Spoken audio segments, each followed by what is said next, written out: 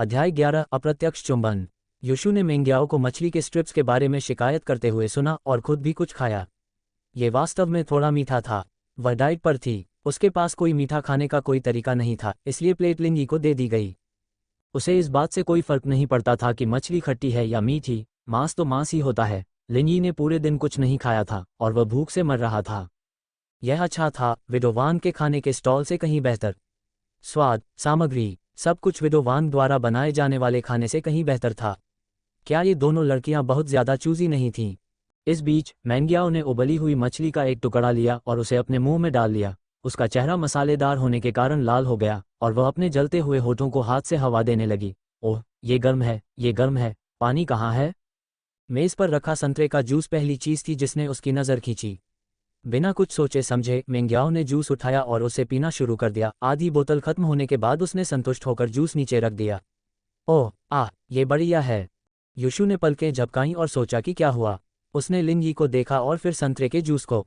फिर उसने मेंग्याओ के होठों को देखा, उसका चेहरा अविश्वास से खाली था। दूसरी ओर लिंजी को आश्चर्य हुआ कि शहर की लड़कियां कितनी खुले विचारों वाली होती हैं। न केवल उन्हें किसी लड़के की बोतल से पीने में कोई दिक्कत नहीं थी, बल्कि वे उसे अपने होठों से दबाकर भी पीती थीं। बहुत हिंसक शराब पीती हैं ये शहर की लड़कियां। मेंग्याओ पूरी तरह से आनंद ले रही थी जब उसने देखा कि युशु उसे कितनी गौर से देख रहा था। शू, तुम मुझे क्यों देख रहे हो? ओह, कुछ नहीं। युशु ने आह भरी। उसे समझ नहीं आ रहा था कि उसे बताना चाहिए या नहीं कि क्या हुआ। मेंग्याओ का गुस्सा ऐसा नहीं था जिसके साथ आप खिलवाड़ करना चाहें। मुझे बिना वजह घूर रहे हो? मेंग्याओ हैरान थी और उसने अपना सिर हिलाया। शू को क्या हो गया है? उसने मसालेदार रोमांच के लिए उबली हुई मछली का एक और टुकड़ा लिया और एक बार फिर अभिभूत हो गई। संतरे का जूस लेते हुए मेंग्याओ ने बोतल को अपने होठों से दबाया। मत करो। युशु उसे रोकने ही वाली थी कि उसने देखा कि मेंग्याओ फिर से जूस पी रही है। Ads by PubFuture. क्या? अब क्या तुम ठीक हो? शू, तुम अजीब व्यवहार कर रही हो। मेंग्याओ ने जूस नीचे रख दिया और फिर एक हाथ से अपने होंठ पोंछते हुए अपनी सहेली की ओर देखा। कोई बात नहीं। युशु को समझ नहीं आया कि उसे हंसना चाहिए या मेंग्याओ पर दया करनी चाहिए क्योंकि वह उसके बेखबर चेहरे को देख रही थी। सबसे मजेदार बात यह थी कि उसने लिंजी की बोतल 2 बार इस्तेमाल की। जाहिर है, एक बार भी उसे संतुष्ट करने के लिए पर्याप्त नहीं था। शू, बड़बड़ाना बंद करो। अगर तुम्हें कुछ कहना है तो कह दो। मेंग्याओ अधीर होने लगा था। शू इतना रहस्यमयी व्यवहार क्यों कर रहा था? युशु को कोई और विकल्प नहीं दिखा, इसलिए उसने संतरे के जूस की बोतल की ओर इशारा किया। वह पे इस ड्रिंक के बारे में क्या? मेंग्याओ ने भौहें सिकोड़ी। बस एक और ले आओ, क्या बड़ी बात है, फ्रिज में बहुत कुछ है। तुम्हें क्या हो गया है, शू? जवाब में युशु जोर से हंस पड़ा। हा, अरे यार, याओ याओ, क्या तुम्हें एहसास नहीं हुआ? यह मेरी ड्रिंक नहीं है, तुम्हारी गाड़ी नहीं। मेंग्याओ बीच वाक्य में ही ठिठक गई और उसने अपना सिर लिंजी की तरफ घुमाया। उसका चेहरा बदल गया। क्या ये तुम्हारी है? लिंजी ने मासूमियत से सिर हिला दिया। खुले विचारों वाली शहरी लड़कियों के बारे में इतना ही कहना है। पता चला कि मेंग्याओ ने गलती से अपना ड्रिंक युशु का ड्रिंक समझ लिया था। बकवास। मेंग्याओ की तर्जनी उंगली लिंजी की ओर सहज रूप से इशारा करने के लिए उठी। उसका चेहरा हरा हो गया। उसने उसे बड़ी आंखों से देखा, लेकिन उसके मुंह से कोई शब्द नहीं निकला। एक झटके के साथ वह अपनी कुर्सी से उठी और अपने होठों पर हाथ रखकर शौचालय में चली गई। थोड़ी देर बाद मेंग्याओ को टॉयलेट में उल्टी करते हुए सुना गया और युशु, जो उस समय तक मजे कर रही थी, ने हंसना बंद कर दिया। वह भी उठी और टॉयलेट की ओर चली गई। याओ याओ, मैंने तुमसे कहा था कि मैं कुछ नहीं कहना चाहता। तुम ही थे जो मुझे मजबूर करते रहे। युशु ने दुख से देखते हुए माफी मांगी। मेंग्याओ का समय अच्छा नहीं चल रहा था। तुमने पहले कुछ क्यों नहीं कहा? मेंग्याओ युशु को घूर रहा था जब उल्टी का एक और उछाल आया। Ads by PubFuture. सच में, इतनी जल्दी? युशु ने मेंग्याओ की ओर देखते हुए संदेह भरे स्वर में कहा। लेकिन माँ ने कहा था कि किस करने से तुम गर्भवती नहीं हो जाओगी। मेंग्याओ ठीक हो रही थी जब युशु के शब्दों ने उसे घृणा की दीवार से टकराया। उस कमबख्त लिंजी के साथ एक अप्रत्यक्ष चुंबन। मेंग्याओ की आंखें तुरंत गीली हो गईं और आंसू बहने लगे। 18 साल, वो 18 साल से अपने अनमोल पहले चुंबन को सहेज कर रख रही थी और अब वह चला गया था। मेंग्याओ बेहोश होने ही वाली थी कि उसने खुद को संभालने की कोशिश की। उसके होंठ कांप रहे थे। क्या तुम बेवकूफ़ हो? गर्भवती हो? क्या तुम्हें बुनियादी जीव विज्ञान भी नहीं पता? हाँ, यह सही है, मैं बेवकूफ़ हूँ। तुम सबसे होशियार हो। युशु भी निराश हो रहा था। मेंग्याओ ही वह थी जिसने गड़बड़ की और लिंजी को चूमा। उसका उससे क्या लेना देना था? मेंग्याओ अब बहुत नाराज हो रही थी। शू इतनी दुखद घटना पर कैसे हंस सकता है? पागल गुस्से में वह झपटी और शू के होठों पर अपने होंठ रख दिए। मेंग्याओ के जाने से पहले चुंबन मजबूती से जुड़ा। उसकी आवाज़ घृणा से भरी हुई थी। यही तुम्हें मिलता है, अब हम दोनों ने उसे चूम लिया है। तुमने क्या कर दिया? उसे यकीन नहीं हो रहा था कि यह जहरीली औरत है। वह ऐसा कैसे कर सकती है? हालांकि यीशु ने मानसिक रूप से अपना संयम वापस पा लिया। मैंग्याओ के शरीर पर लिन यी की लार लगी हुई थी, लेकिन वह कुछ ही पल पहले उल्टी कर रही थी, जैसे कल का कोई मतलब ही न हो। उसके होठों पर लिन यी का कोई निशान नहीं होना चाहिए था। हाँ, यही होना चाहिए, वो अभी भी सुरक्षित थी। इस विचार के साथ यीशु को तुरंत बेहतर महसूस हुआ। हालांकि मैंग्याओ को अपने मुंह से गरारा करते हुए देखकर उसे याद आया कि उसे भी ऐसा ही करना चाहिए और तबाह होने का नाटक करना चाहिए। दोनों ने शौचालय में खुद को साफ करने में समय बिताया, इससे पहले कि मामला शांत हो जाए। मैंग्याओ को ये बात अंदर से अच्छी तरह समझ में आ गई थी, वह अपने होंठ हटा सकती थी और कुछ भी नहीं बदलेगा। उसका पहला चुंबन चला गया था। हालांकि लिन यी के लिए उसकी भावनाएं उबलने के बिंदु पर पहुंच रही थीं। इस आदमी को अपने विला में आने देना एक बहुत बड़ी गलती थी। मैंग्याओ कुछ देर पहले ही हत्या के इरादे से भरी हुई थी, ऐसा इरादा जो सभी तार्किक विचारों को दरकिनार कर देता। उसे यकीन था कि अगर उस पल उसके हाथ में चाकू आ जाता तो वह बिना किसी हिचकिचाहट के लिन यी को चाकू मार देती। फिर भी उसे अब सिर्फ थकावट ही महसूस हो रही थी। लिन यी पर चिल्लाने के लिए बहुत थकी हुई मैंग्याओ ने खाने से भरी मेज को देखा और फिर लिन यी के मूक चेहरे को देखा। उसके होंठ फड़कने लगे और वह लड़खड़ाती हुई सीढ़ियों से ऊपर चली गई। अध्याय 12 गुफा में मुठभेड़ भाग 1 चेन यीशु ने लिन यी को घूर कर देखा और मैंग्याओ के साथ ऊपर की ओर भागने से पहले अपनी जीभ निकाली। यह कोई बड़ी बात नहीं है ना? लिन यी ने अपना सिर हिलाया। उसने मेज पर रखे खाने को घूर कर देखा और तय किया कि लड़कियां अब इसे खाने के लिए नीचे नहीं आएंगी। इस विचार के साथ उसने अपनी चॉपस्टिक उठाई और सब कुछ अपने मुंह में ठूंसना शुरू कर दिया। दूसरी ओर मैंग्याओ अपने कमरे में प्रवेश करते ही बिस्तर पर गिर पड़ी। क्यों? उसने ऐसा क्या किया था कि उसे ऐसी त्रासदी झेलनी पड़ी? उसे कोई खूबसूरत व्यक्ति अपना पहला चुंबन लेने से कोई आपत्ति नहीं होगी, भले ही वो उस तरह से क्यों ना हो, लेकिन ये किसी लंगड़े किसान लिन यी को ही क्यों होना चाहिए था? शू, बताओ, मैंने ऐसा क्या किया कि मुझे ये सब झेलना पड़ा? वह खुद को और शर्मिंदा नहीं करना चाहती थी, इसलिए मैंग्याओ ने कम से कम अपनी आवाज़ तो रोकी, अगर अपने आंसू नहीं रोक पाई। वह नहीं चाहती थी कि लिन यी उस पर हंसे, लेकिन अब कमरे में सिर्फ शू और वह ही थे। अरे कोई बात नहीं याओ याओ, खुश हो जाओ, कम से कम यह असली चुंबन तो नहीं था, है ना? वैसे भी उसे उस अप्रत्यक्ष चुंबन से कुछ नहीं मिला। यीशु सोच रहा था कि यह सब बुरा नहीं था, क्योंकि ढाल वाले को मैंग्याओ की लार का स्वाद नहीं मिला। ये कम से कम एक तरफा बात तो थी। मैंग्याओ और भी निराशा में डूब गई। चूंकि लिन यी को यह सब सहना नहीं था, इसलिए उसे दोषी महसूस करने की कोई वजह नहीं थी। ये सिर्फ उसके लिए बुरा था, उसका पहला चुंबन बेकार चला गया। वह चाहती थी कि यह इस समय एक वास्तविक चुंबन हो। बस इतना ही, मैं इसे और बर्दाश्त नहीं कर सकती। मैं कल पिताजी को बता दूंगी कि या तो मैं या वो। मैंग्याओ का संकल्प क्रोध से भरा हुआ था। रोते रोते और उल्टी करते करते मैंग्याओ थक गई और धीरे धीरे उसे नींद आने लगी। यीशु ने बस अपना सिर हिलाया और अपनी सहेली के बगल में लेट गई। ये तो बस लार है, इसमें क्या बड़ी बात है? वैसे भी ऐसा नहीं है कि वह गर्भवती हो जाएगी। Ads by PubFuture dinner खत्म करने के बाद लिन यी ने मानसिक तैयारी शुरू कर दी। उसने आह भरी, वह किसी भी समय मिस के आने के लिए पूरी तरह तैयार था। सामाजिक पिरामिड के निचले हिस्से में पैदा होने के कारण वह कुछ खास नहीं कर सकता था। चीजें ऐसी ही थीं, उसे सबसे अधिक सजा मिलेगी, एक नौकर के रूप में, और सब कुछ। फिर भी मैंग्याओ नहीं आई। लिन यी ने अपने कमरे में वापस जाने से पहले मेज साफ करने का फैसला किया। 9 बज चुके थे, वे शायद वैसे भी गहरी नींद में थे। लिन यी ने अपने दांत साफ किए और अपना चेहरा धोया, फिर बेडरूम का दरवाज़ा बंद किया। वह बिस्तर पर बैठ गया और ड्रैगन मास्टरी की कला का अभ्यास करने लगा, जिसे उसने गुफा में रहते हुए सीखा था। लिन यी उस समय 8 साल का था और उसे कुंफू की परीक्षा देने के लिए माउंट स्टार वेस्ट की चोटी पर बुलाया गया था। आधी रात थी और चांद पूरा हो चुका था। बूढ़े लिन ने ऐसा समय क्यों चुना, यह उसकी समझ से परे था, लेकिन लिन यी फिर भी उसके साथ चली गई। बूढ़ा आदमी बहुत जिद्दी था। 1-2 बार के बाद लिन यी को समझ में आ गया कि यह कोई परीक्षा नहीं थी। बूढ़ा आदमी उसे जान से मारने की कोशिश कर रहा था। वह विरोध करने ही वाला था कि तभी बूढ़े लिन ने उसे बेरहमी से लात मारकर पहाड़ से नीचे गिरा दिया। लिन यी के आसपास का दृश्य धुंधला हो गया क्योंकि वह नीचे की ओर गिर गया। अगर उसे इसका वर्णन करना होता तो वह ऐसा होता जैसे कोई सुपरह्यूमन पूरी गति से जमीन पर उड़ रहा हो। उसे जमीन पर गिरने में काफी समय लग गया और वह एक भयानक क्रंच के साथ जमीन पर गिरा। उसने महसूस किया कि उसकी पसलियां दर्द से जल रही हैं, मानो वे किसी भी क्षण टूटने वाली हों। बूढ़े व्यक्ति ने उसे 3 साल की उम्र से ही पूर्वी दवा दी थी, जिससे हड्डियों की संरचना और शारीरिक गठन मजबूत हुआ था, लेकिन एक मजबूत शरीर भी इतनी ऊंचाई से पहाड़ से गिरने का सामना नहीं कर सकता था। लिन यी लगभग तुरंत ही बेहोश हो गया। पहाड़ पर वापस आकर बूढ़े लिन ने अपना सिर हिलाया। छोटी यी, मैं क्रूर होने की कोशिश नहीं कर रहा हूँ, लेकिन यह बहुत ही दुर्लभ अवसर है। गुफा हर 5 साल में पूर्णिमा पर ही खुलती है। अगर मैंने ऐसा नहीं किया तो तुम इष्टतम प्रशिक्षण आयु से चूक जाओगे। लिन यी को नहीं पता था कि उसका चेहरा कितनी देर तक जमीन पर पड़ा रहा, लेकिन पलटने के बाद उसने सबसे पहले ओल्ड लिन को गाली दी। उसने उठने से पहले ये सुनिश्चित किया कि उसके शरीर को ज्यादा चोट न लगी हो, और उसने तय किया कि चिल्लाना बेकार है।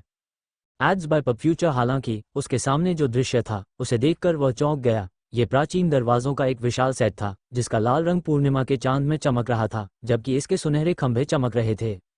ये किसी परीक्षा की तरह था, देवताओं का विश्राम स्थल। दरवाजे के ऊपर लगी पट्टिका पर 3 शब्द लिखे थे, जुवान युआन गुफा। ये कौन सी जगह थी? लिन यी ने भारी सांस लेना शुरू कर दिया क्योंकि वह उभरते हुए दरवाजों को घूर रहा था। वह कई सालों से माउंट स्टार वेस्ट में रह रहा था और उसने कभी ऐसी जगह के बारे में सुना भी नहीं था जो पहाड़ की तलहटी में बसी हुई थी। उसे नहीं पता था कि वह दरवाजे के सामने कैसे गिर गया या ओल्ड लिन की लात ने उसे यहाँ क्यों भेजा। उसे लगा जैसे वह पहले भी यहाँ आ चुका है, जैसे वह एक बार सपने में इस जगह पर आया था। ये समझने में असफल कि वह यहाँ क्यों आया है, लिन यी का शरीर अपने आप हिलने लगा, मानो कोई शक्ति उसे दरवाजे की ओर खींच रही हो। बिना ज्यादा सोचे समझे लिन यी ने दरवाजे को धक्का देने की कोशिश की, लेकिन कोई फायदा नहीं हुआ। लिन यी ने भौहें सिकोड़ते हुए दरवाजे को खींचना शुरू कर दिया। दरवाजे 1 इंच भी नहीं हिले। लिन यी बस जाने ही वाला था कि वे धीरे धीरे खुलने लगे, जिससे वो बहुत हैरान हुआ। फिर भी वो पीछे हट गया। उसकी सहज प्रवृत्ति ने उसे नियंत्रित कर लिया। वह गुफा में ध्यान से देखता रहा, उम्मीद करता रहा कि कोई बाहर निकल कर आएगा। कुछ भी सामने नहीं आया, लेकिन गुफा के अंदर का हिस्सा पूरी तरह से उजागर हो गया। यह एक विशाल महल था, बिना रोशनी के, लेकिन फिर भी किसी तरह बहुत उज्ज्वल रोशनी से जगमगा रहा था। लिन यी हैरान थी, महल इतनी शानदार रोशनी से कैसे जगमगा सकता था। ये सुनिश्चित करने के बाद कि वहां कोई जीव जंतु नहीं छिपा है, लिन यी अब आमंत्रित करने वाले दरवाजे में चली गई। हर कदम सतर्कता से भरा हुआ था। वह युवा था और युवा उत्सुक थे गुफा के प्रति। अपने सतर्क रवैये के बावजूद लिन यी ने खुद को आगे बढ़ते हुए पाया। वह पहले जितना लापरवाह था, अब उससे कहीं ज्यादा लापरवाह था। उस युवा जिज्ञासा और लापरवाही का बदला भाग्य के स्पर्श से चुकाया गया।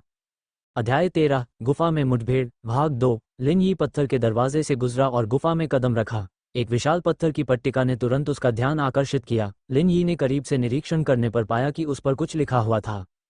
पूर्णिमा के नीचे दरवाजे आमंत्रित करते हैं, एक भाग्यशाली व्यक्ति प्रवेश कर सकता है। ध्यान रहे, सुबह होते ही चले जाना, दरवाजे अभी 5 साल और बंद रहेंगे। बूढ़ा लिन उसे प्राचीन लेखन सिखा रहा था। नतीजतन लिन यी को शिलालेख पढ़ने में कोई समस्या नहीं हुई। यह उसे उत्सुक बनाता था। दरवाजे साफ तौर पर लाल पत्थर के दरवाजों की ओर इशारा कर रहे थे। चांद पूरा हो चुका था और इसलिए लोगों को अंदर आने के लिए दरवाजे खोले गए। लेकिन इसका क्या मतलब था? एक किस्मत वाला? वह किस्मत वाला लिन यी तो नहीं हो सकता, है ना?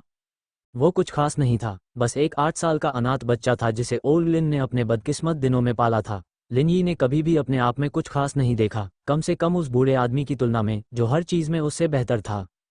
फिर भी शिलालेख में लिखा था कि एक भाग्यशाली व्यक्ति को प्रवेश करना था और वह यहाँ था। उसे तथ्यों को अनदेखा करने का कोई कारण नहीं दिख रहा था, इसलिए लिन यी ने उसे दी गई भूमिका को निभाने का फैसला किया, भले ही वह हैरान हो। लिन यी को यह भी याद रखना था कि सुबह होने से पहले ही निकल जाना है। एक साधारण सी बात थी, उसे बस इतना करना था कि सूरज उगने से पहले ही निकल जाना है। लेकिन आखिरी हिस्सा क्या था? दरवाजे 5 साल के लिए बंद होने वाले थे। क्या ये संभवतः उसे बता रहा था कि दरवाजे उसे पूरे 5 साल के लिए यहाँ बंद कर देंगे? Ads by PubFuture. Lin Yi ने गहरी सांस ली, उसकी रीढ़ में ठंडक दौड़ गई। भगवान का शुक्र है कि उसने पाठ समझ लिया, नहीं तो वह एक बेवकूफ़ की तरह इधर उधर भटकता रहता जब तक उसे एहसास नहीं हो जाता कि दरवाजे अब खुले नहीं हैं। 5 साल, वो 5 दिन बिना खाए पिए नहीं रह सकता, कोई भी नहीं।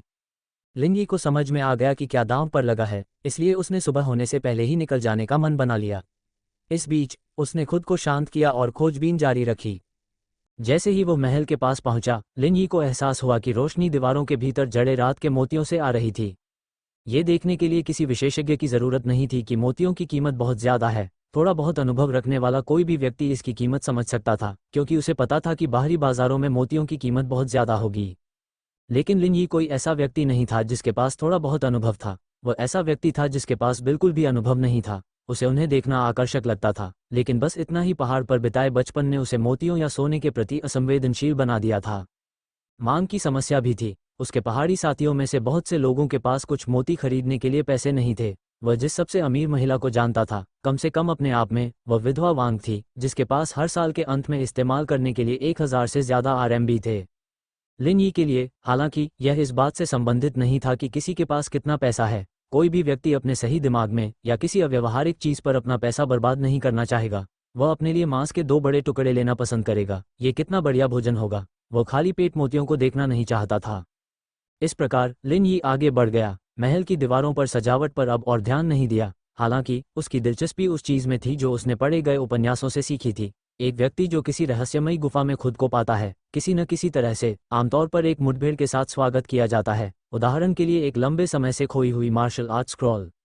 नई नई क्षमताओं से बूढ़े आदमी को हराने के विचार से उत्साहित लिन यी ने उत्साह से चारों ओर देखा। अगर वह किसी शक्तिशाली स्क्रॉल को पाने में कामयाब हो जाता तो उसे हर दिन परेशान नहीं होना पड़ता। फिर भी महल बहुत बड़ा और विशाल था। महल की दीवारों पर लगी सभी भव्य सजावटों को दरकिनार करते हुए महल के बीचों बीच केवल दो ही दिलचस्प चीजें बची थीं। एक पत्थर की पट्टिका थी जिसे लिन यी ने दरवाजे से अंदर जाते ही देखा था, और दूसरी एक ऊंचाई थी जो पट्टिका के ठीक पीछे थी। यह ऊंचाई प्राचीन काल की बलि वेदी जैसी लग रही थी, लेकिन यह एक ऐसी जगह भी थी जहां महत्वपूर्ण वस्तुओं को प्रदर्शित किया जाता था। जो भी था, ये प्राचीन था और इसे अब आधुनिक सेटिंग में नहीं पाया जा सकता था। Ads by PubFuture. ज्यादा सोचे बिना लिन यी ने 2-4 कदम और ऊपर चढ़े और सबसे ऊंचे मंच पर पहुंचने पर एक प्राचीन संदूक नजर आया। ये छोटा था, लेकिन लिन यी की आंखें चमक उठी। ऐसा लग रहा था कि वह कुछ ढूंढ रहा था। लिन यी ने सावधानी से संदूक को उठाकर ऊंचाई से छलांग लगा दी। वह संदूक को हाथ में लेकर तेजी से छिपने और खुद को छिपाने के लिए आगे बढ़ा। आखिरकार इन जैसी प्राचीन जगहों पर जाल होना आम बात थी, और संदूक एक खजाने की तरह लग रहा था जो उन्हें ट्रिगर कर सकता था। कुछ भी असामान्य नहीं हुआ और लिन यी ने एक सांस ली। उसने अभी संदूक खोलने की जहमत नहीं उठाई। घर वापस आने के बाद उसके पास इसके लिए बहुत समय था। अब उसके पास गुफा की सामग्री को देखने में समय बर्बाद करने का कोई कारण नहीं था। 5 साल तक गुफा में रहना वह आखिरी काम था जो वह करना चाहता था। लिन यी गुफा को और आगे तक देखने के लिए ऊंचाई से आगे बढ़ा। पत्थर के दूसरे दरवाजों के सेट ने उसका स्वागत किया, जिसके ऊपर एक छोटी पत्थर की पट्टिका थी, जिसे देखकर वह बहुत आश्चर्यचकित हुआ। उत्साहित होकर लिन यी ने पत्थर की पट्टिका को करीब से देखा। उस पर कुछ लिखा हुआ था। पहले चरण के लिए 5 साल, दरवाजों के लिए एक हथेली। यदि सीख अधूरी साबित हो तो 5 साल बाद पुनः अध्ययन करें। लिन यी सिर्फ उलझन में था। पहले चरण के लिए 5 साल, जैसा कि हालात थे, हो सकता है कि उसके हाथ में जो संदूक था उसमें कोई स्क्रॉल हो जिसमें मार्शल आर्ट की तकनीक का विवरण हो। क्या वह दरवाज़ा सीखने के बाद उसे सिर्फ हथेली से मारकर खोल पाएगा? ये सोचकर लिन यी ने दरवाज़ा खोलने की कोशिश की। जब उसने खींचा तो दरवाज़ा नहीं हिला और वह आसानी से समझ गया। अगर सीख अधूरी साबित हुई, 5 साल बाद फिर से आना का मतलब था कि वह समय पर वह तकनीक नहीं सीख पाएगा जो संदूक ने पेश की थी। अगर ऐसा हुआ तो उसे फिर से कोशिश करने से पहले 5 साल और इंतजार करना होगा। लिन यी का दिल खुजली करने लगा जब उसने बंद दरवाजों को देखा। यदि पहले महल में एक स्क्रॉल रखा था तो दूसरे पत्थर के दरवाजे में संभवतः अधिक मूल्यवान कोई वस्तु होगी। वो अच्छी तरह से समझ गया था कि वह दूसरे दरवाजे के लिए तैयार नहीं था। लिन यी को लगा कि अभी के लिए इतना ही काफ़ी है, क्योंकि वह किस्मत से गुफा में घुसने में कामयाब हो गया था। संतुष्ट होकर लिन यी ने छाती को अपनी बाहों में लेकर गुफा से बाहर निकलने का रास्ता बनाया। आसमान अब काला नहीं था और पूर्वी छोर पर एक हल्का सफ़ेद रंग दिखाई दे रहा था। सूरज उग रहा था। अध्याय 14। ड्रैगन महारत की कला। लिन यी को यकीन नहीं हो रहा था कि वह कितना भाग्यशाली था। थोड़ी देर बाद दरवाजे उसे अंदर से बंद कर देते। पहला चरण सीख रहा था। वह किसी और चीज से पहले भूख से मर जाएगा। सूर्य की पहली किरण पहाड़ पर चमकी और लिन यी के पीछे लगे पत्थर के दरवाजे बिना किसी चेतावनी के बंद हो गए। वो पुनः दरवाजे खोलने की कोशिश करने के लिए पीछे गया, लेकिन कोई फायदा नहीं हुआ। पत्थर की तख्ती सच बोल रही थी। दरवाजे से बाहर निकलने का एकमात्र रास्ता 5 साल बाद पूर्णिमा का इंतजार करना था। लिन यी थोड़ा निराश हुआ, लेकिन उसने कुछ खास स्क्रॉल हासिल करने में कामयाबी हासिल कर ली। घर पहुंचने के बाद वो पूरी बात समझ जाएगा। यी, तुम ठीक हो? उसके पीछे से एक जानी पहचानी आवाज आई। लिन यी ने मुड़कर देखा और ओल्ड लिन को देखा। उससे ऐसे बात कर रहा था जैसे उसने कल रात उसे मारने की कोशिश नहीं की थी।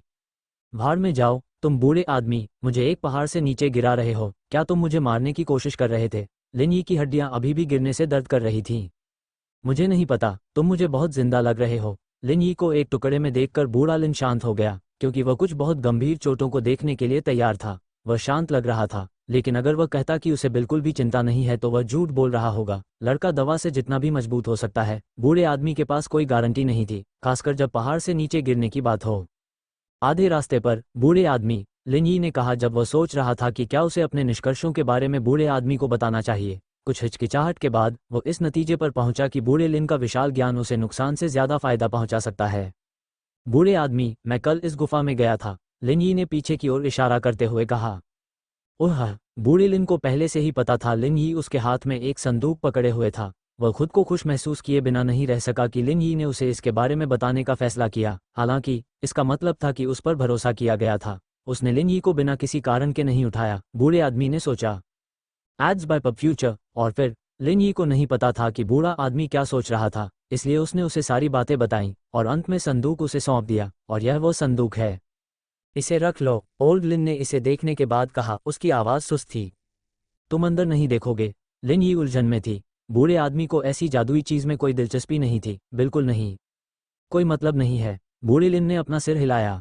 लिन ही के पास पूछने के लिए ढेर सारे सवाल थे, लेकिन बूढ़े आदमी के चेहरे से साफ पता चल रहा था कि वह क्या सोच रहा था। इतने सारे सवाल पूछना बंद करो, जो चाहो करो। यह मुश्किल था, लेकिन दोनों किसी तरह घर वापस चढ़ने में कामयाब रहे। बूढ़ा लिन अपने बिस्तर पर गिर गया और सोने लगा, लिन ही को अपनी छाती के पास छोड़कर।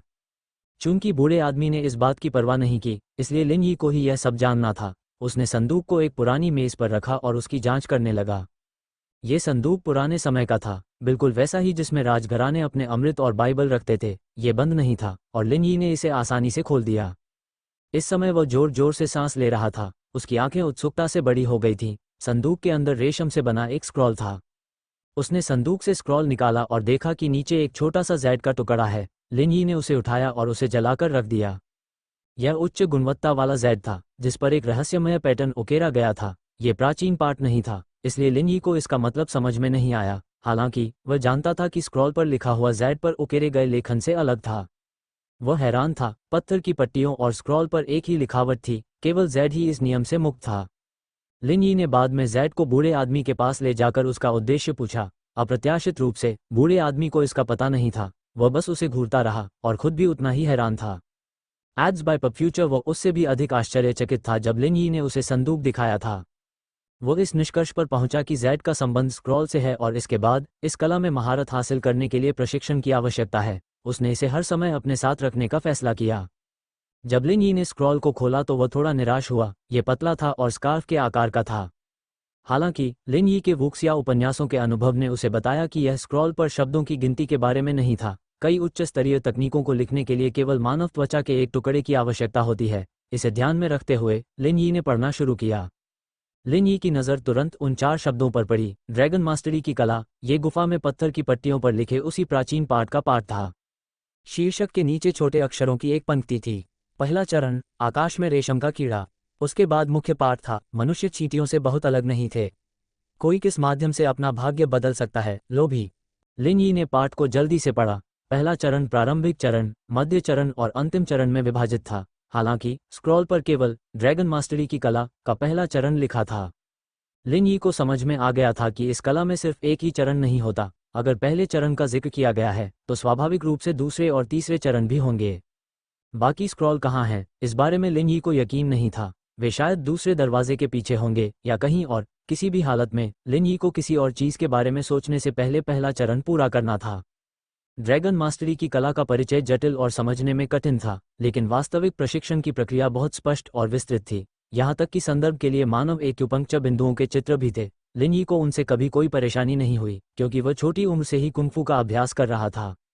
बिना किसी दूसरे विचार के लिन ही ने पहले चरण में दिए गए निर्देशों का पालन किया। लिन ही युवा था और वह संभवतः बूढ़े लिन को हराने के सरल विचार से परे कुछ और नहीं सोच सकता था। वास्तव में इसमें एक जोखिम था। वह जिस चीज़ के लिए इतनी मेहनत कर रहा था वह उन चीज़ों के साथ असंगत हो सकती है जो बूढ़े आदमी ने उसे पहले ही सिखाई थी, और इस तरह की असंगतता एक गंभीर मामला था। यहाँ तक कि जब लिन ही सालों बाद पीछे मुड़कर देखता है तो सबसे पहले उसे आर्ट ऑफ ड्रैगन मास्टरी सीखने में दिलचस्पी इसलिए हुई क्योंकि यह नाम सुनने में बहुत अच्छा लगता था। कुंग फू जो ड्रैगन को भी हरा सकता है, ऐसा कुछ कौन नहीं सीखना चाहेगा। बहुत बाद में लिन ही को एहसास हुआ कि यह मार्शल आर्ट नहीं था। अध्याय 15 सैटेलाइट चैनल। लिन ही की ड्रैगन मास्टरी की कला के प्रशिक्षण के बारे में जानने के बाद बूढ़े लिन ने ज्यादा कुछ नहीं कहा। संक्षेप में, बूढ़ा आदमी लिन ही को बिना किसी हस्तक्षेप के अपना काम करने की अनुमति दे रहा था। ड्रैगन मास्टरी की कला ने लिन ही में कोई खास बदलाव नहीं किया, सिवाय इसके कि प्रशिक्षण से उसका शरीर मजबूत हुआ। दिन के अंत में वो अभी भी बूढ़े आदमी के स्तर के आसपास भी नहीं था। बूढ़ा लिन किसी वीडियो गेम के बॉस की तरह था। जब भी लिन ही कमज़ोर पड़ती वह खुद को शक्तिशाली बना लेता, और जब भी लिन ही कमज़ोर पड़ती वह खुद को कमज़ोर कर लेता। यह वाकई बहुत परेशान करने वाला था। अगर लिन ही को ट्रेनिंग लेने के बाद से कोई एक बदलाव बताना हो तो वह उसकी बढ़ी हुई चपलता होगी। उसकी दृष्टि और सुनने की क्षमता भी पहले से ज़्यादा संवेदनशील हो गई है। दिन और वर्ष बीतते गए और लिन ही ने कमोबेश कला के प्रथम चरण को समझ लिया। 5 साल बीतने से पहले ही लिन ही ने एक बार फिर पत्थर के दरवाजे में प्रवेश किया जब चांद पूर्ण था। दुर्भाग्य से वह दरवाजों के दूसरे सेट को खोलने में कभी कामयाब नहीं हुआ। लिन ही के लिए यह कोई आश्चर्य की बात नहीं थी, पहले चरण के मध्य चरण तक पहुंचने के बाद वह ज़्यादा प्रगति नहीं कर रहा था। उसने बूढ़े लिन को सारी बात बताई, लेकिन बूढ़ा आदमी केवल मुस्कुराया, अपना सिर हिलाया, जैसे कि वह उसकी मदद करने में असमर्थ था।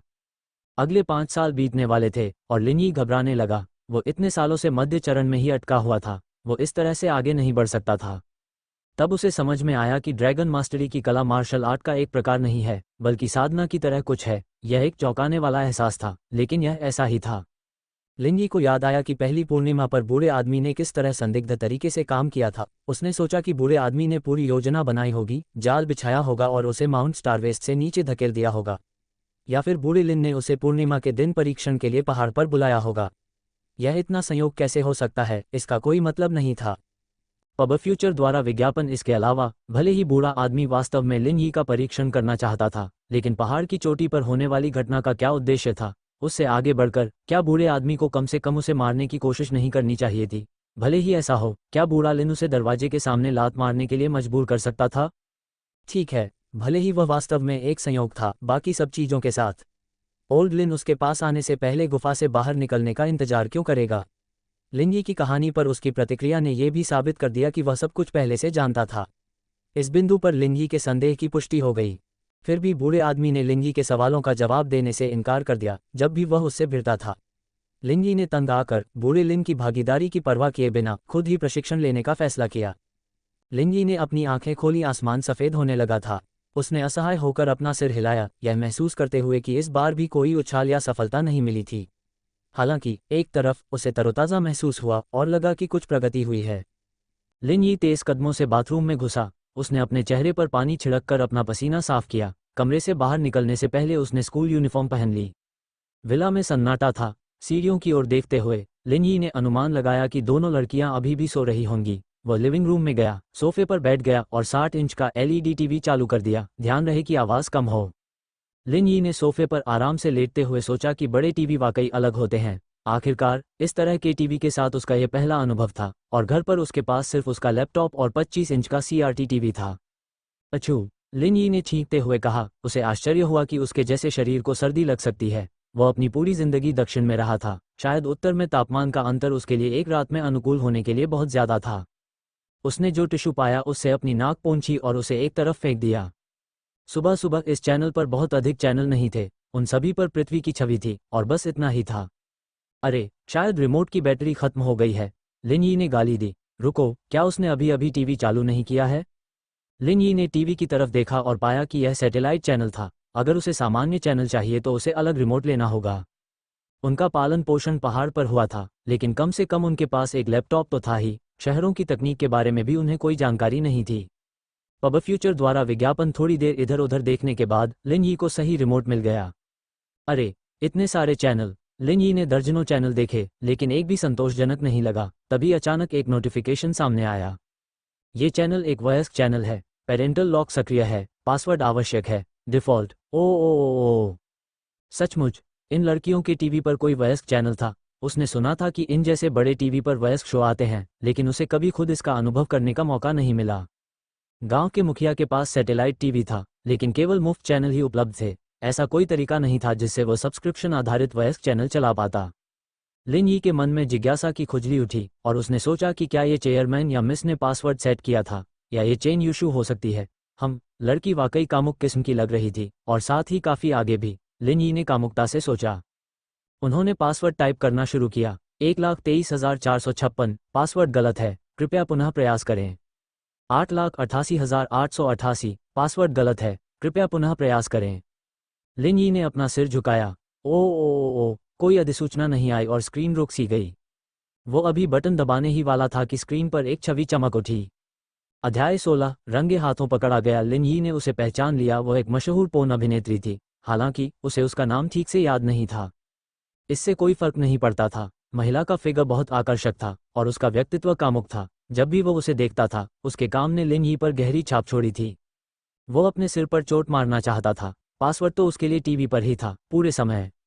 लिन यी के लिए यह पहली बार था जब उसने बड़े HD स्क्रीन पर पोर्न देखा। वह हमेशा अपने 10 इंच के लैपटॉप पर अपना काम करता था, लेकिन कभी भी यह आराम से नहीं होता था, क्योंकि उसे बूढ़े आदमी के लिए सावधान रहना पड़ता था। तस्वीरें भी बहुत स्पष्ट नहीं थीं। उसका खून तेजी से दौड़ने लगा और लिन यी को स्क्रीन के सामने जाने से खुद को रोकना पड़ा। हाँ, बहुत थक गया हूँ। उस याओ याओ ने मुझे पूरी रात जगाए रखा, अब मैं कैसे सो पाऊंगा। चेन युशु की आवाज़ दूसरी मंजिल से आई और वह सीढ़ियों से नीचे आ रही थी। लिन यी के कान बहुत संवेदनशील थे और वह हर शब्द को आसानी से पकड़ लेता था। वह नहीं चाहता था कि युशु उसे लिविंग रूम में पोन देखते हुए पकड़ ले। वह टीवी के पास खड़ा था और लिन यी को समझ आ गया कि वह समय पर रिमोट तक नहीं पहुंच पाएगा। बिना ज्यादा सोचे समझे उसने हाथ बढ़ाया और सिर्फ टीवी स्क्रीन बंद कर दी। फिर उसने खिड़की से बाहर देखा और ऐसा दिखावा किया जैसे वह गहरी सोच में डूबा हुआ है। लिन यी को लगा कि वह एक बदकिस्मत आदमी है। कल रात पहली किस की घटना के बाद लिविंग रूम में पोन देखते हुए पकड़ा जाना वह आखिरी काम था जो वह करना चाहता था। इसके लिए उसे तुरंत बाहर निकाल दिया जाएगा। उसे मिस के साथ अध्ययन करने में कोई आपत्ति नहीं थी, क्योंकि वेतन उसके द्वारा की गई किसी भी नौकरी से कहीं अधिक था। हर दिन अच्छा खाना भी मिलता था और रहने के लिए अच्छी जगह भी। यह ऐसी नौकरी नहीं थी जिसे वह छोड़ना चाहता था। यहाँ मुख्य बात यह थी कि उसे मिशन से बाहर निकाल दिया जाएगा, न कि उसे खुद इस्तीफा देना होगा। अगर बूढ़े आदमी को पता चल गया तो उसे शर्मिंदगी के साथ अपनी जिंदगी जीनी पड़ेगी। वो खुद पर नाराज होकर आहें भरने लगा। आखिर उसने पासवर्ड आजमाने की कोशिश क्यों की? लेकिन लिन यी को लगा कि मेंग्याओ भी दोषी है। क्या वह पासवर्ड नहीं बदल सकती थी? जैसे ही युशु ने खिड़की के पास एक आदमी को खड़ा देखा, वह उछल पड़ी। उसे मेंग्याओ की याद आई, जो ऊपर सो रही थी, और उसका हाथ अचानक उसके होठों पर थपथपा। वो उसे जगाना नहीं चाहती थी। एड्स बाय पप फ्यूचर, तुम इतनी सुबह सुबह वहां क्यों खड़े हो? युशु को एहसास हुआ कि यह लिन यी था, वही व्यक्ति जो कल रात मेंग्याओ के रोने और शिकायत करने के लिए जिम्मेदार था। मैं सो नहीं सका, इसलिए। लिन यी के चेहरे पर अजीबता और अपराधबोध का मिश्रण था। युशु को लिन यी के चेहरे पर अपराधबोध नहीं दिखा। अगली बार तुम अपने कमरे में ही रहना, तुमने मुझे लगभग डरा दिया। हम यहाँ सिर्फ 2 लोगों के साथ रहने के आदी हैं, इसलिए हम अभी तक तुम्हारे साथ रहने के लिए तैयार नहीं हुए हैं। ठीक है। लिन यी ने निर्णय लिया कि वह कभी भी लिविंग रूम में पोर्न नहीं देखेगी, यह इसके लायक नहीं था। मिस चेन अप्रत्याशित थी और इसी कारण वह लगभग पकड़ा गया।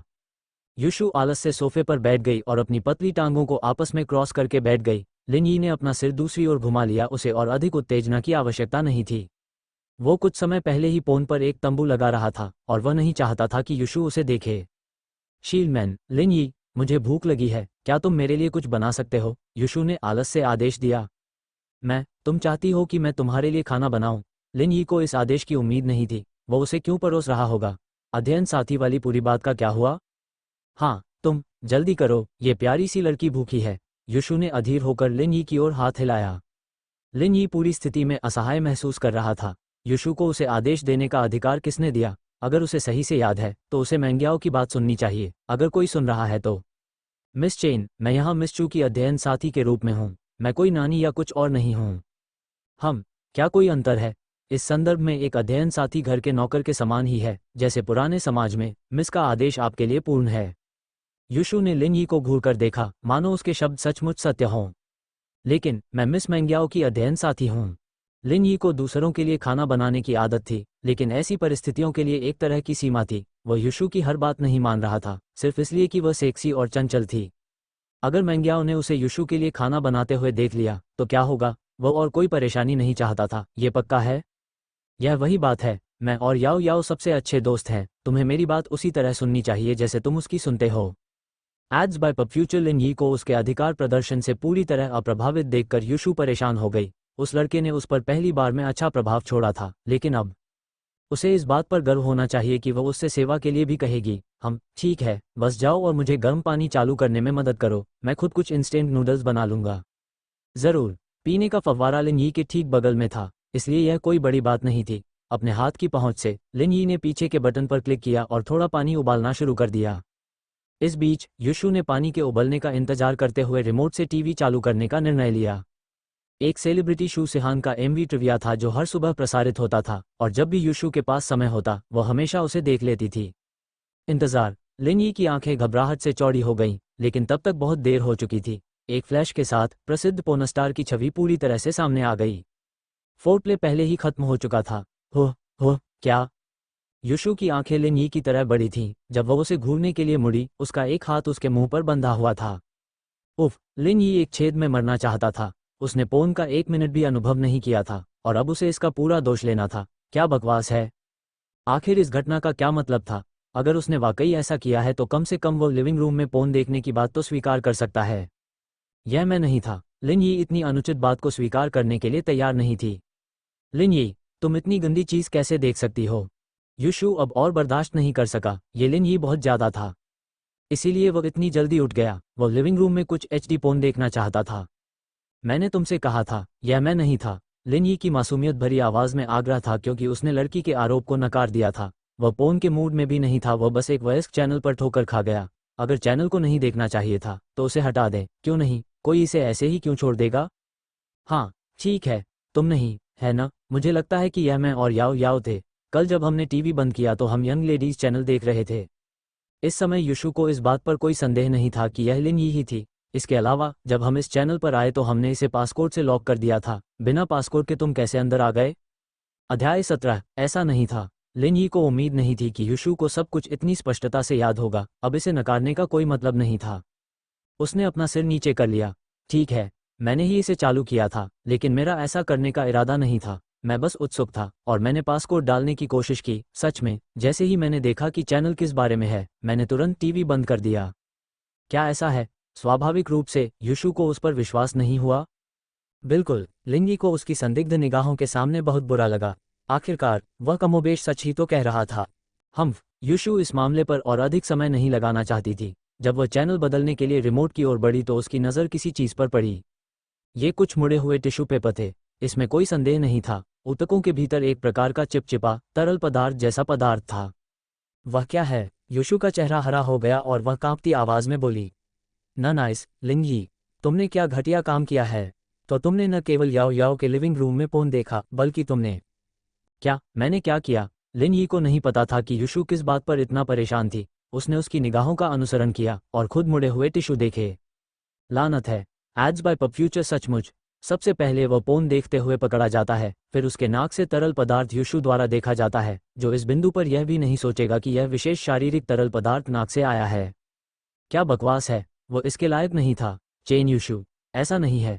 मैं अभी उत्तर से यहाँ आया हूँ, तुम्हें पता है, मुझे सर्दी लग गई है और मैंने उन टिश्यू से अपनी नाक पोंछी। यहाँ तुम खुद देख सकते हो। लिन यी ने बोलते हुए मुड़े हुए टिश्यू उठा लिए और युशु को दिखाने के लिए उन्हें खोलना चाहा। इसे मुझसे दूर करो, युशु चिल्लाई। मैं ये सब नहीं देखना चाहती। लिन यी, तुम कमीने। शर्मिंदा होकर लिन यी ने टिश्यू नीचे कर दिए। अगर युशु को उस पर विश्वास नहीं होता तो वह कुछ ज्यादा नहीं कर सकता था। वह उसे सिर्फ ये देखने के लिए मजबूर नहीं कर सकता था कि उसे क्या लगा कि स्खलन तरल पदार्थ है। अब क्या वो ऐसा कर सकता था? चाहे आप विश्वास करें या नहीं, मैंने वास्तव में ऐसा नहीं किया। युशु ने अचानक उसकी ओर मुड़कर कुछ योजना बनाई। मैंने अपना मन बदल लिया है। मुझे अब इंस्टेंट नूडल्स नहीं चाहिए। जाओ मेरे लिए नाश्ता बनाओ।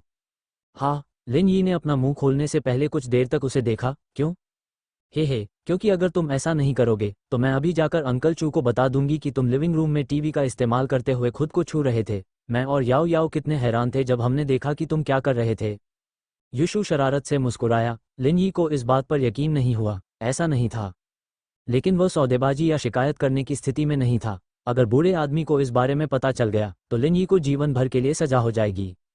लिन यी ने दांत पीसते हुए कहा, तुम जीत गए। क्या मैंने ऐसा किया? आप विजेता हैं जो इस तरह खुली हवा में आनंद ले रहे हैं। ऐसा लग रहा था कि युशु जरा भी पीछे हटने की योजना नहीं बना रहा था। लिन यी ने इस बिंदु पर हार मान ली थी, लेकिन वह कम से कम किसी तरह का जवाब दिए बिना नीचे नहीं जाना चाहता था। लेकिन क्या तुम सच में इन हाथों से बना खाना खाना चाहते हो? एड्स बाय पब फ्यूचर हो, ये तो ठीक है ना? किताबों में लिखा है कि इसमें बहुत सारा प्रोटीन है। यह मेरी त्वचा के लिए अच्छा है। युशु को इसकी बिल्कुल भी परवाह नहीं थी। लिन यी पूरी तरह से अवाक थी। ये लड़की, वह मिस से कहीं ज्यादा परेशानी वाली है। मैंग्याओ कम से कम उससे नफरत करती थी, लेकिन ये युशु सक्रिय रूप से उसके साथ खिलवाड़ करने के तरीके सोच रहा था। फिर भी लिन यी को कुछ गड़बड़ लग रही थी। युशु एक बिल्कुल अलग व्यक्ति की तरह व्यवहार कर रहा था। पहले तो वह उससे ऊतक हटाने को कह रही थी और अब वो प्रोटीन की बात कर रही है। तुम क्या खाना चाहते हो? कुछ भी। मुझे तो ये भी नहीं पता कि रसोई में क्या है, तुम खुद जाकर देख लो। युशु सोफे पर अधिक आरामदायक स्थिति में वापस झुक गई और उसकी चिकनी टांगें उसके पजामे से बाहर आ गईं। वह उसे इधर उधर घुमा भी रही थी और लिन यी का नर्म हिस्सा फिर से सख्त हो गया। जरूर, वह रसोईघर की ओर जाते हुए अपनी जांघों को पीछे खींच रहा था, लेकिन कुछ कदम चलने के बाद युशु ने उसे रोक लिया। क्या हुआ? ढाल वाले आदमी, यह मुद्रा कैसी है? युशु लिन यी के झुके हुए शरीर को देख रही थी। तभी वह उसके निचले हिस्से तक पहुंची। उसे तुरंत समझ आ गया कि वह आदमी क्या कर रहा है। शर्माते हुए उसने अपना चेहरा दूसरी ओर घुमा लिया। घृणित। लिन यी को बहुत सारे स्पष्टीकरण मिल चुके थे। चूंकि उसे पहले ही पता चल चुका था, इसलिए उसने जल्दी से जल्दी रसोई में जाने का फैसला किया। लिन यी के नज़रों से ओझल होते ही युशु के होठों पर एक और शरारती मुस्कान आ गई। हे, तुम्हें लगता है कि मैं कोई बच्ची हूँ? बेशक मुझे पता है कि तुमने उन टिश्यू से अपनी नाक पोंछी है। हम ये जीव विज्ञान में सीखते हैं, तुम्हें पता है। यहाँ तक कि युशु भी समझ गया कि यह पदार्थ दूधिया सफ़ेद रंग का है और इसकी अनोखी गंध को महसूस करने के लिए आपको इसके नज़दीक जाने की भी ज़रूरत नहीं है। उसे नहीं पता था कि इसकी गंध कैसी होनी चाहिए, लेकिन टिश्यू उसके ठीक बगल में थे। अगर उसने बिल्कुल भी ध्यान नहीं दिया तो यह उस चीज़ की गंध नहीं हो सकती थी। इसके अलावा इंटरनेट ने उसे बताया कि ऐसा करने के बाद लड़का वाला हिस्सा नरम हो जाता है। लिन यी जिस तरह से व्यवहार कर रहा था, उसे देखकर ऐसा नहीं लग रहा था कि उसने खुद को राहत दी है। युशु, बेशक लिन यी को ये बताने वाली नहीं थी।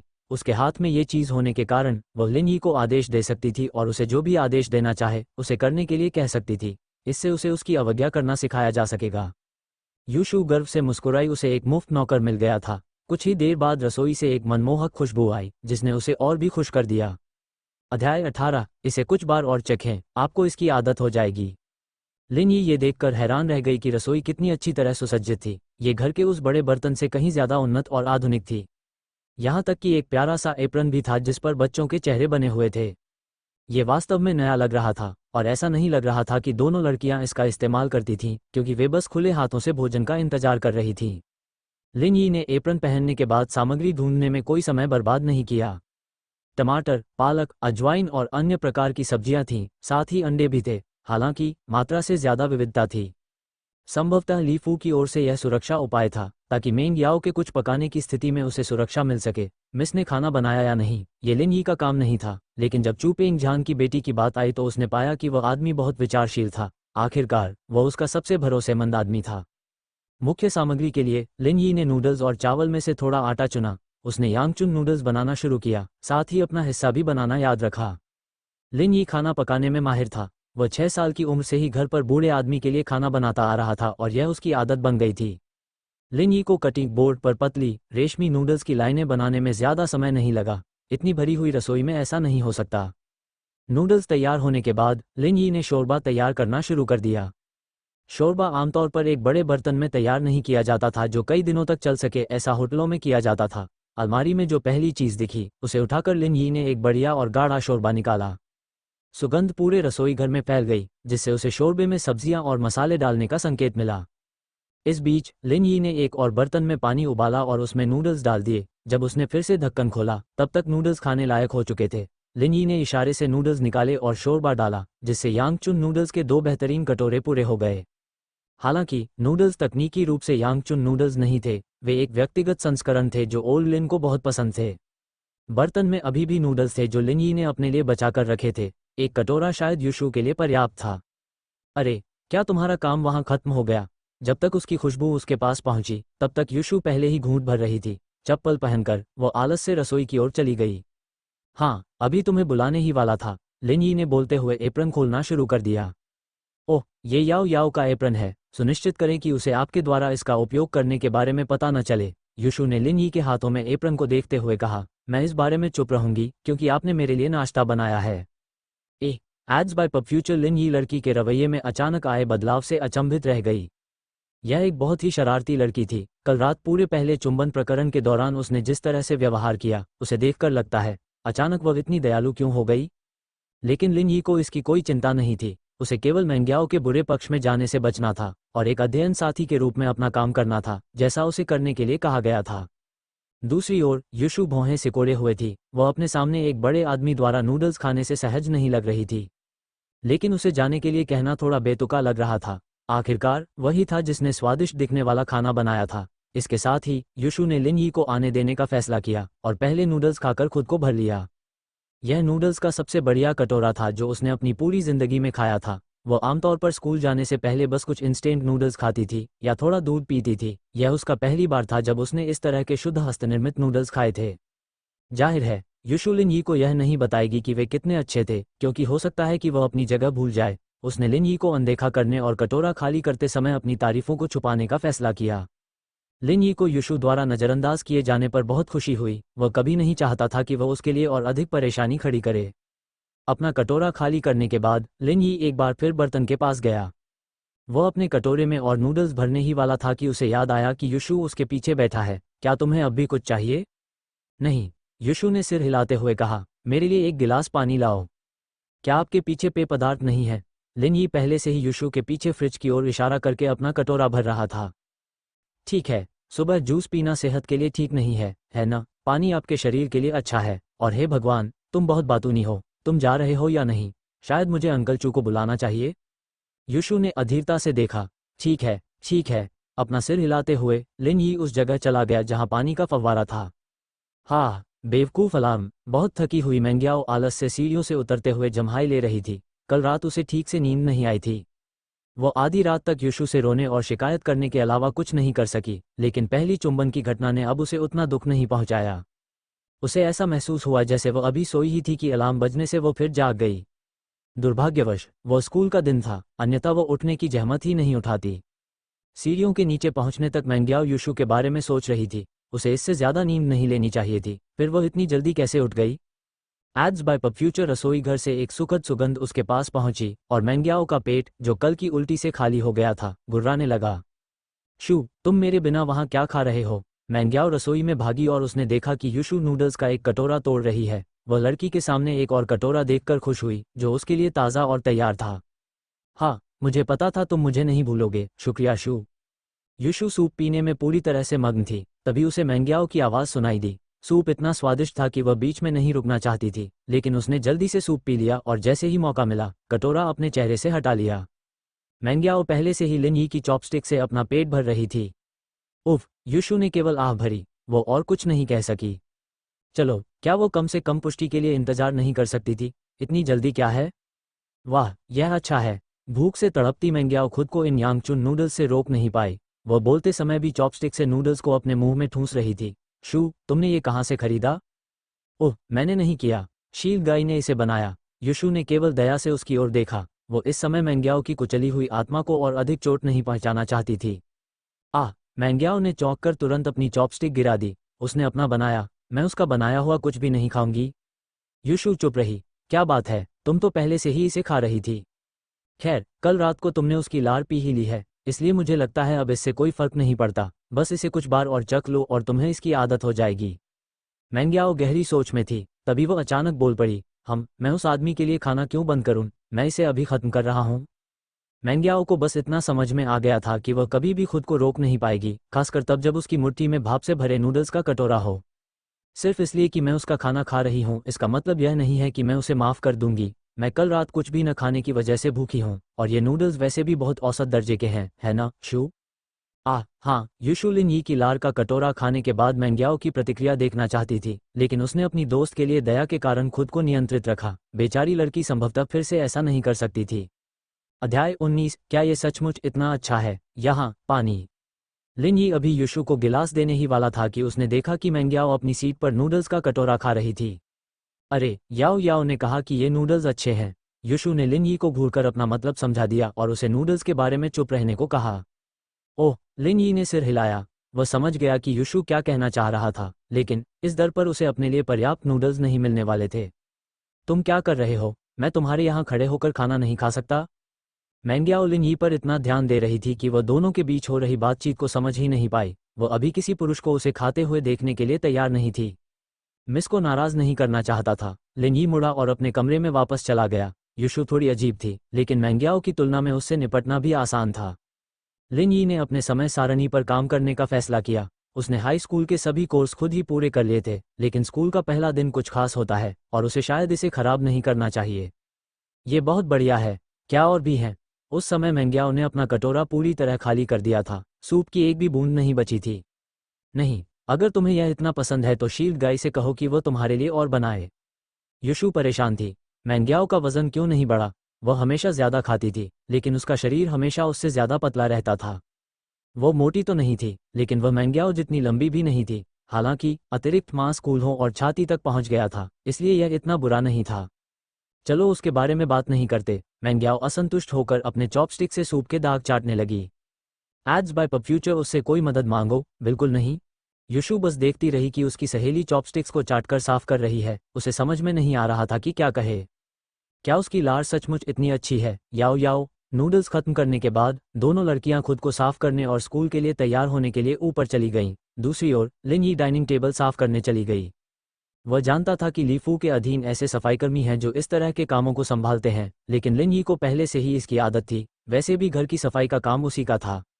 वो बर्तन धो रहा था जब जनरल वेई वू रसोई घर में आया। उसे देखते ही उसकी नज़रें लिन यी पर टिक गईं। लिन यी कुत्ते से परेशान होने वाला नहीं था और ऐसा लग रहा था कि कुत्ते को ये बात समझ आ गई है। थोड़ी देर घूरने के बाद जनरल आगे बढ़ गया।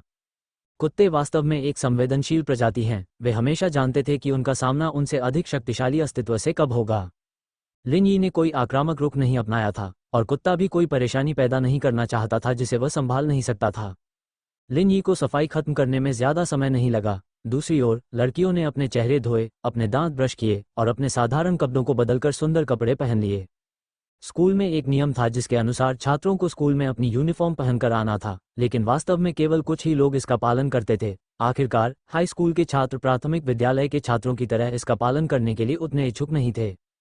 फिर भी कुछ अपवाद थे और लिन यी उनमें से एक थी। जब उसने वर्दी के कपड़े पर हाथ फेरा तो वह बहुत खुश हुआ। यह अच्छी गुणवत्ता का था, घर से लाए गए किसी भी कपड़े से कहीं बेहतर। लिन यी के लिए ये वर्दी उसके पास उपलब्ध सबसे अच्छे वस्त्र थे। वह पहले भी महंगे कपड़े पहनता था, लेकिन बूढ़ा आदमी हमेशा कहता था कि वे किराए के हैं और मिशन पूरा होने पर उसे उन्हें वापस करना होगा। 7 बजे ली फू की कार विला के सामने आई और लिन यी उसके पीछे पीछे आई, जबकि मेंग्याओ और यूशु अपने प्यारे बैग के साथ बाहर चले गए। हमेशा की तरह उसने आगे की सीट ली, जबकि दोनों लड़कियां पीछे बैठ गईं। ली फू ने लिन यी को देखने से पहले कार स्टार्ट की। अच्छा, तुम्हारी पहली रात कैसी रही? ये ठीक था। लिन यी ने सिर हिलाया। मेरे लिए नहीं। मैंग्याओ ने ली फू के कुछ और कहने का इंतजार नहीं किया और अपना फ़ोन निकाल लिया। मैं अभी डैडी को फ़ोन कर रही हूँ। Ads by PubFuture chairman अभी न्यूपोर्ट सिटी में एक मीटिंग के लिए विमान में है। ली फू ने बीच में टोका। मिस्टर चू ने कहा है कि जब तक वह बाहर रहेंगे तब तक आपकी देखभाल की जिम्मेदारी लिन यी पर छोड़ रहे हैं। वह मेरा ख्याल रखेगा। ली फू की बात सुनकर मैंग्याओ की आंखें खुली की खुली रह गईं। अंकल फू, उसे देखो। तुम्हें क्या लगता है कि वह मेरी देखभाल कैसे करेगा? मैं तो बस चेयरमैन के शब्दों को दोहरा रहा हूँ। वो मिस्टर लिन यी पर बहुत भरोसा करते हैं। हकीकत में ली फू खुद भी यह नहीं समझ पाए कि बच्चे में क्या खास बात है। हालांकि चेयरमैन के सबसे भरोसेमंद व्यक्ति के रूप में उनकी स्थिति ने मांग की कि वह बिना चूके उनकी इच्छाओं का समर्थन करें। मैंग्याओ ने मुंह बनाना शुरू कर दिया। चूंकि ली फू के शब्द चेयरमैन के शब्द थे, इसलिए वो और कुछ नहीं कह सकी। आखिरकार उसके पिता विमान में थे। उसने फैसला किया कि वह उस कमीने को छोड़ देगी, कम से कम तब तक जब तक उसके पिता वापस नहीं आ जाते। वह अपनी चतुराई और तकनीक का इस्तेमाल करके लिन यी को बाहर निकाल देगी जब समय आएगा। ये सोचकर मैंग्याओ ने राहत की सांस ली। लिन यी बहुत समय पहले से ही यह अनुभव करना चाहती थी कि स्कूल जीवन कैसा होता है, लेकिन गांव में बहुत कम सुसंस्कृत लोग थे, वहां स्कूल नहीं चल सकता था। ओल्ड लिन के अलावा एकमात्र साक्षर व्यक्ति एर गौदान था और वह भी स्वयं शिक्षित था। लिन यी को उस आदमी की याद आने लगी थी। वह इन दिनों क्या कर रहा था? कार स्कूल के सामने आकर रुकी। लिन यी उतरने ही वाला था कि मैंग्याओ ने उसे रोक दिया। रुको। लिन यी चौंक कर मिस की ओर देखने लगा। मैंग्याओ अक्सर उससे बात नहीं करती थी। पहले कार में बैठो। जब तक मैं और शू स्कूल की बिल्डिंग में न पहुंच जाएं, तब तक रुको और फिर खुद अंदर आओ। मैं नहीं चाहता कि लोगों के मन में कोई गलत विचार आए। जरूर। लिन यी को इस अनुरोध में कोई समस्या नहीं दिखी। आखिरकार वो मिस थी। हे, मिस को संभालना थोड़ा मुश्किल है मिस्टर लिन यी। मुझे उम्मीद है कि आप बुरा नहीं मानेंगे। ली फू भी इस बात को लेकर असहाय था कि चीजें कैसे हुई। मैंग्याओ ने स्पष्ट रूप से लिन यी के साथ बहुत शत्रुतापूर्ण व्यवहार किया था। कोई बात नहीं, मुझे लगता है कि अमीर लोग आमतौर पर ऐसे ही होते हैं। लिन यी ने अपना सिर हिलाया। अंकल फू, अब और इधर उधर की बातें मत करो। मैं देख सकता हूँ कि यहाँ मेरी कोई ज़रूरत नहीं है और मैंग्याओ को भी किसी साथी की ज़रूरत नहीं है। जब मैं तुमसे पूछूं तो क्या तुम मुझे ईमानदारी से जवाब दे सकते हो? चेयरमैन ने मुझ पर इतना पैसा क्यों खर्च किया? वह वाकई मुझे मिस के लिए मक्खियों से बचाने के लिए ढाल के रूप में इस्तेमाल करने की योजना नहीं बना रहा है ना? अध्याय 20 डीन की छोटी सी कमजोरी। यह कुछ ऐसा था जिसके बारे में लिन यी कल से सोच रही थी। यदि यह वास्तव में अध्ययन के उद्देश्य से हो तो चेयरमैन के लिए एक पेशेवर योग्य प्रशिक्षक को नियुक्त करना अधिक तर्कसंगत होगा। इसके अलावा मैंग्याओ जैसे व्यक्ति के लिए ग्रेड कोई मायने नहीं रखते थे, खासकर ये देखते हुए कि उसके पिता कौन थे। अगर वह आवेदन करती तो कोई भी कॉलेज उसे अस्वीकार नहीं करता। आखिरकार चू पेंगजान उसका समर्थन कर रहा था।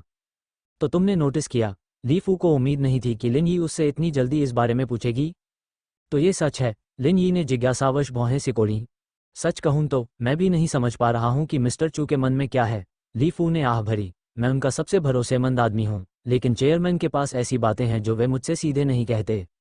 ली फू ने ली फू की बेकार व्याख्या पर बस अपनी आंखें घुमाईं। लेकिन चेयरमैन चाहते थे कि मैं तुमसे ये कहूँ, मिस का ख्याल रखना और ज़्यादा मत सोचना। ली फू ने चेयरमैन के शब्दों को दोहराना शुरू किया, उसे थोड़ा प्यार देने की कोशिश करो, बच्चे को कभी ज़्यादा प्यार नहीं मिला।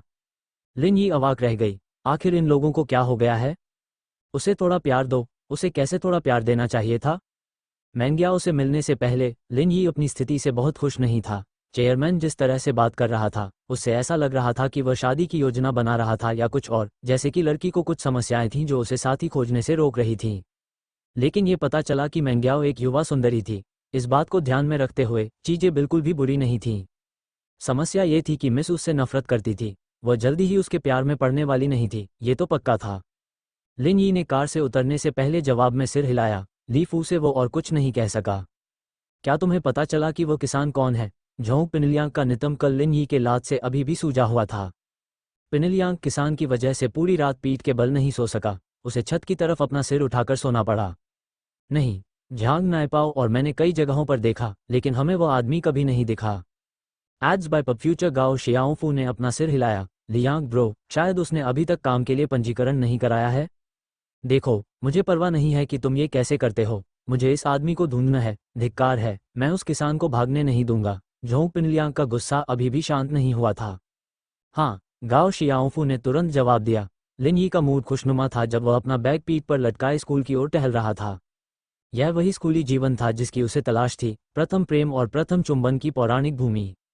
उसका बैग एक सिंगल स्ट्रैप वाला बैग था, जो स्कूल द्वारा दिया जाने वाला मानक काला बैग था। यह बहुत स्टाइलिश नहीं था, मैंग्याओ, युशु और बाकी छात्रों के कस्टमाइज्ड बैग से अलग। केवल लिन यी जैसे गरीब छात्र ही स्कूल में यूनिफॉर्म पहनते थे। वे ही एकमात्र ऐसे छात्र थे जो स्कूल द्वारा दिए जाने वाले मानक बैग पहनते थे। लिन यी की आंखें कितनी अच्छी थीं, इतनी अच्छी कि स्कूल के गेट से गुजरते ही उसने झोंग पिनलियांग को पहचान लिया। क्या यह वही आदमी नहीं था जो कल मैंग्याओ को परेशान कर रहा था? लिन यी ने उन्हें अनदेखा करने का फैसला किया, क्योंकि उन्होंने अभी तक उसके साथ कुछ नहीं किया था। वह बस एक सीधी रेखा में उनके पास से चला गया, जैसे कि वे उसे बिल्कुल भी चिंतित नहीं करते थे। लियांग ब्रो, क्या वो आदमी जाना पहचाना नहीं लग रहा है? नाइपाओ लिन यी की पीठ की ओर देख रहा था जब वह उसके पास से गुजर रहा था। हम यहाँ कुछ गंभीर बात कर रहे हैं। अगर वह जाना पहचाना लगता है तो किसे परवाह है? पिनलियांग ने अधीरता से भौहें सिकोड़ी। मुझे भी लगता है कि वह जाना पहचाना लग रहा है। वह ऐसा है जैसे। गाओ शियाओफू ने अपने सिर के पीछे खुजलाना शुरू कर दिया। क्या तुम इसे अभी थूक सकते हो? झोंग पिनलियांग चिल्लाने के कगार पर था। ये दो बेवकूफ़ क्या कर रहे थे? उस किसान की तरह जिसने कल तुम्हें लात मारी थी। नाइपाओ भी चिल्लाने लगा। हाँ, यही है, अब मुझे उसकी याद आ गई। सच में? पिनलियांग तुरंत उग्र ऊर्जा से भर गया। तो फिर तुम क्या कर रहे हो उसके पीछे? चल दर। जियाओफू और नाइपाओ ने चिल्लाते हुए लिन यी की दिशा में दौड़ना शुरू कर दिया। दूसरी ओर लिन यी अपनी फाइल लेकर ऑफिस की ओर जा रहा था। चू पेंगजान ने पहले से ही सब कुछ तैयार कर रखा था, इसलिए उसे बस रजिस्टर करना था। लिन यी ने कार्यालय के दरवाजे खटखटाए, लेकिन किसी ने जवाब नहीं दिया। शायद वह स्कूल थोड़ा जल्दी आ गया था। लिन यी ने अपनी घड़ी देखी और पाया कि अभी 7 बजकर सिर्फ 1/4 मिनट ही हुए थे। स्कूल खुलने में अभी 45 मिनट बाकी थे। ये सुनते ही लिन यी कार्यालय के दरवाजे पर झुक गई और डीन के आने का इंतजार करने लगी। लिन यी के कानों में कराहों की एक श्रृंखला गूंजी। ड्रैगन मास्टरी की कला सीखने के बाद से उसके कान सामान्य से कहीं ज्यादा संवेदनशील हो गए थे। ये सबसे अच्छा तो नहीं था, लेकिन वह ऐसी बहुत सी बातें सुन सकता था जो सामान्य कान नहीं सुन पाते। Ads by PubFuture Lin Yi ने भौहें सिकोड़ी। कराहें दफ्तर के अंदर से आ रही थीं। क्या कमरा खाली नहीं था? लिन यी अचानक मुस्कुराई, जैसे उसे कुछ एहसास हो गया हो। 45 मिनट बाद दरवाजे खुल गए। 30 साल की एक सेक्सी दिखने वाली महिला ने ऑफिस से बाहर झांका। जब उसने लिन यी को दरवाजे के सहारे झुकते देखा तो वो चौंक गई। तुम यहाँ क्या कर रहे हो? लिन यी हंसना चाहती थी। अगर तुम प्रेम संबंध रखना चाहती हो तो ठीक है, लेकिन क्या तुम इसे बहुत स्पष्ट नहीं कर रही हो? मैं डीन के लिए यहाँ हूँ, लिन यी ने शांति से कहा। वह उसे उजागर नहीं करना चाहता था। ओह, डीन अंदर ही हैं। महिला लिन यी की शांति से बात करते हुए अपनी पूरी कोशिश कर रही थी। आप अंदर आ सकते हैं। लिन यी ने सिर हिलाया। जब वह कमरे में दाखिल हुआ तो उसने देखा कि एक अधेड़ उम्र का आदमी अपने ऑफिस डेस्क पर बैठा है। उसके सिर पर बाल नहीं थे और उसका चेहरा किसी अनुभवी विद्वान की तरह गंभीर था। लिन यी को बस मजा आ रहा था। तुम्हें क्या चाहिए? वांग जिफेंग चौंक गया। उसे उम्मीद नहीं थी कि जैसे ही उसकी प्रेमिका कमरे से बाहर निकलेगी, कोई छात्र उसे ढूंढने आ जाएगा। मैं लिन यी हूँ, पंजीकरण के लिए यहाँ हूँ। लिन यी ने अपनी फाइल निकाली और डीन की मेज पर रख दी। ओह, मुझे पता है। लिन यी, क्या ये है? वांग जिफेंग ने नाम सुनते ही सिर हिला दिया। यह एक छात्र था जिसे चेयरमैन ने खुद ही नियुक्त किया था, वह कैसे भूल सकता था। उसने फाइल उठाई और अपने कंप्यूटर की ओर मुड़ गया। उसे अपनी तैयारी पूरी करने में ज़्यादा समय नहीं लगा। खड़े होने से पहले उसने सील चॉप के साथ रजिस्ट्रेशन पूरा किया। मैं तुम्हें तुम्हारी क्लास तक छोड़ दूंगा। परेशानी के लिए धन्यवाद, मिस्टर वांग। लिन यी ने विनम्रता से बात की। वह समझ गया था कि स्कूल में डीन का कितना प्रभाव है। अगर उसे यहाँ आरामदायक जीवन जीना है तो उसे इस आदमी के बुरे पक्ष में जाने से बचना होगा। हे, ये कुछ भी नहीं है। वांग जिफेंग ने भी इस बात का ध्यान रखा कि वह किसी भी तरह का दिखावा न करे। आखिरकार वह छात्र चेयरमैन द्वारा भेजा गया व्यक्ति था। उन्होंने लिन यी को थोड़ा परखने का फैसला किया क्योंकि वे दोनों साथ साथ ऑफिस से बाहर निकल रहे थे। तुम अभी अभी यहाँ आए हो? मैं यहाँ कुछ समय से हूँ। लिन यी को झूठ बोलने की ज़रूरत महसूस नहीं हुई। चारों ओर सुरक्षा कैमरे लगे हुए थे और वह नहीं चाहता था कि डीन द्वारा टेप की जांच करने पर कोई अनावश्यक परेशानी हो। फिर आप? वांग जिफेंग हिचकिचाया। उसे समझ नहीं आया कि उसे इस विषय पर कैसे बात करनी चाहिए। बढ़िया, अब किसी ने उसे लड़की के साथ संबंध बनाते हुए पकड़ लिया क्योंकि वह बहुत अधीर था। चिंता मत करो मिस्टर वांग, मैंने कुछ नहीं देखा। लिन यी ने चंचलता से मुस्कुराया।